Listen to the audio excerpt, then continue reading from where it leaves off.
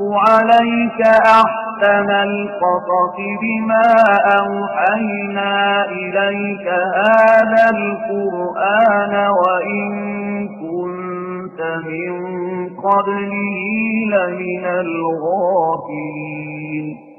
القصص النبوي قصوينك نبيذا.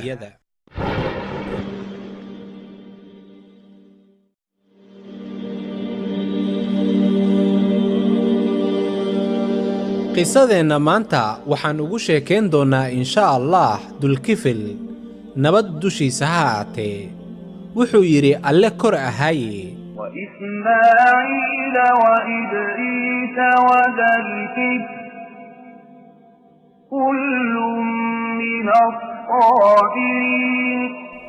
oo xus ismaaciil iyo idriis iyo dulkifil kulligoodba waxay ka mid ahaayeen kuwa muujiyey sabarka. وأدخلناهم في رحمتنا إنهم من الصالحين. waxaynu dhex gelinnay naxariistayada oo waxay ka mid ahaayeen saalixiinta.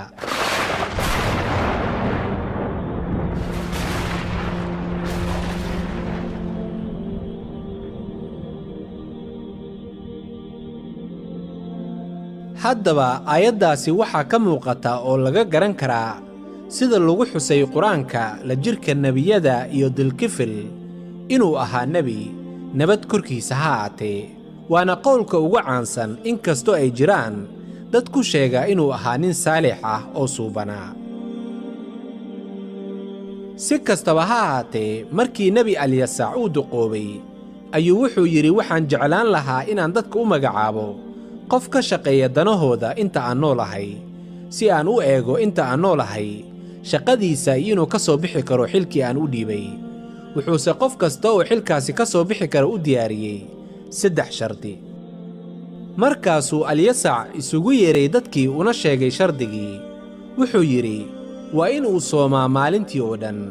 midda labaad inuu dukadaa salaatuleyl habeenkii oo dhan. midda saddexaad inuusan marnaba xanaaqin yacnii inuusan marnaba caroon.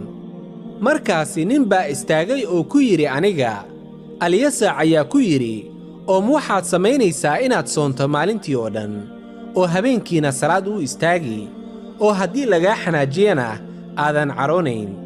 wuxuu yidhi ninkii haa waan samayn.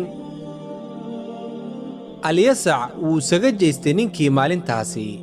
markaasuu maalintii xigtay haddana isugu yeedhay oo isla shardigii u soo bandhigay dadkii. laakiin dadkii oo dhan way ka aamuseen oo isla ninkii ayaa mar kale istaagay. markaasuu alyasac u magacaabay ninkii xilkii. intaasi kadib ibliis ayaa ciidamadiisii ku amray in ninkaasi ay dabagal ku sameeyaan. waase ay ku guulaysan waayeen dhammaantood oo fashil ayaa ka raacay. sababtoo ah waxay ku guulaysan waayeen in ninkaasi xaqii iyo caddaaladdii ay ka weecin waayaan.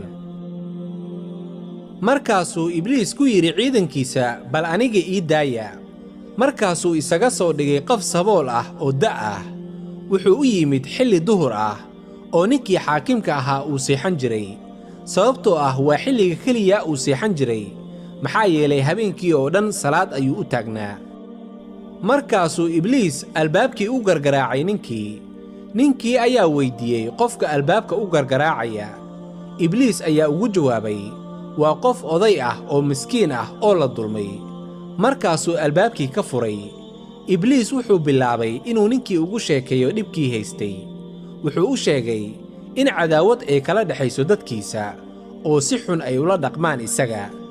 ibliis wuxuu dheereeyey hadalkii isaga oo ugu dan lahaa in ninkii xaakimka ahaa uusan seexan maalintaasi. xaakimkii ayaa ku yidhi ninkii duqa ahaa galabta ayaan kaaga qaadi doonaa xaqaaga ee galabta iigu imaw xafiiska. markaasuu ninkii xaakimkii ahaa wuxuu aaday golihiisa isaga oo raadinaya ninkii duqa ahaa mana uusan helin maalintaasi. maalintii xigtay subax isaga oo dadka u kala garqaadaya ayuu ninkii xaakimka ahaa wuxuu eegay hareerihiisa isaga oo raadinaya ninkii duqa ahaa mana uusan helin.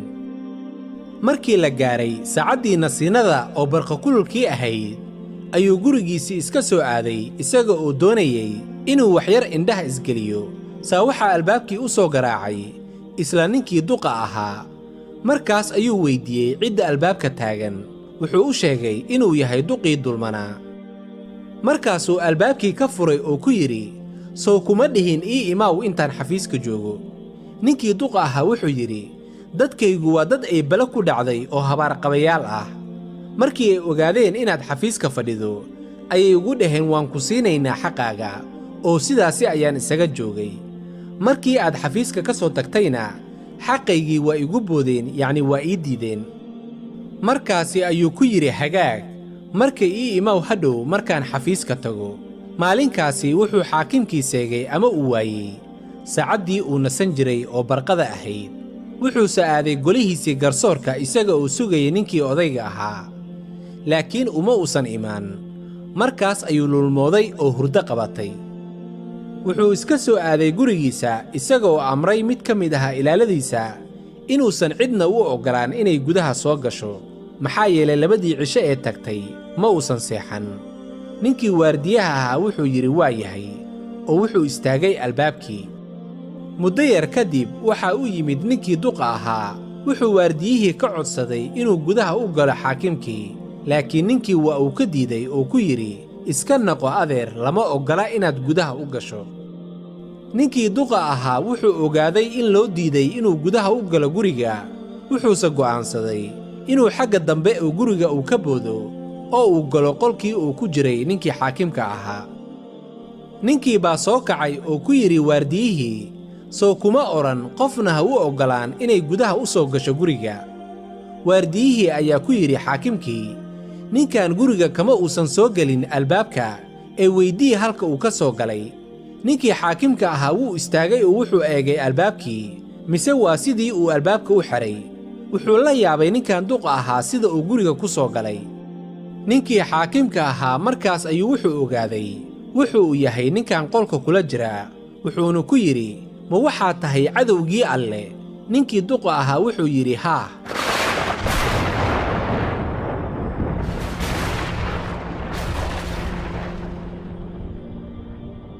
ninkii duqa ahaa waa ibliis ee wuxuu yidhi, waad igu fashilisay wax waliba, ee waxaan u falay waxaan falay si aan kaaga caraysiiyo, laakiin marnaba ma adan caroon.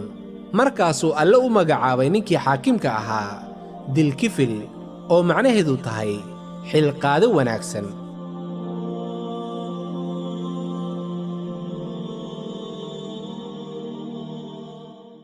نحن نقص عليك أحسن القصص بما أوحينا إليك هذا القرآن وإن كنت من قبله لمن الغافلين. القصص النبوي قصوينك نبيذا